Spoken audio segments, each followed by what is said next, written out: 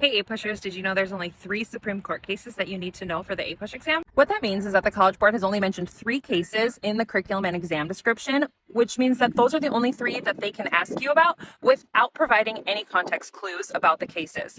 Any other case that they want to test you on, they need to provide you a little bit of information in the form of a source or something in the answer in the multiple choice question.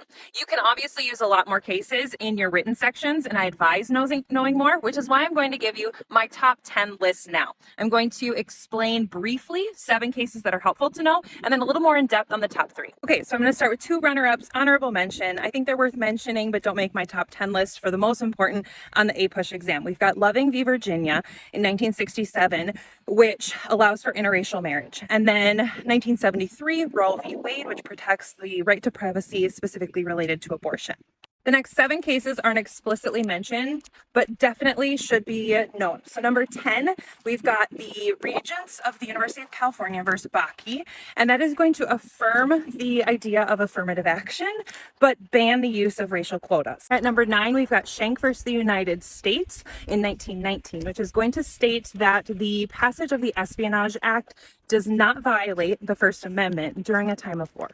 Number 8, in 1966, Miranda v. Arizona protected the rights of individuals against self-incrimination. Number 7, McCulloch v. Maryland in 1819 is going to deal with the idea of implied powers and the Supremacy Clause, specifically related to the National Bank. For number 6, we've got Korematsu versus the United States in 1944, which is going to allow for the continued internment of Japanese Americans. Coming in at number 5, we've got Worcester v. Georgia, which is going to be about the constitutionality of the Indian Removal Act in 1832. For number 4, this one surprises students that it is not explicitly mentioned by the College Board. It is Marbury versus Madison in 1803, dealing with the idea of judicial review. Now for number 3, one you absolutely have to know, and that is going to be Dred Scott v. Sanford in 1854. This is going to be one of the major causes leading up to the Civil War.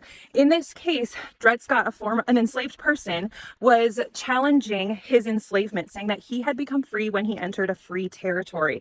The Supreme Court is going to disagree, saying that African Americans were not intended to be citizens and therefore didn't have the right to sue. Additionally, it's going to declare the Missouri Compromise unconstitutional as it deprived people of their right to property. Number 2, 1896, Plessy versus Ferguson. Homer Plessy is going to challenge segregation laws on public transportation, and he is going to lose.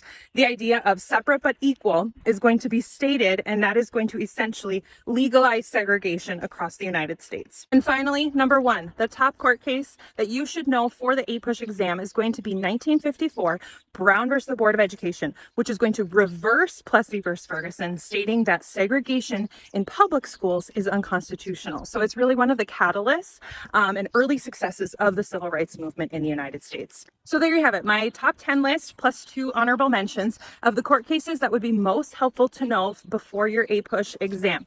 Did I miss any? Let me know.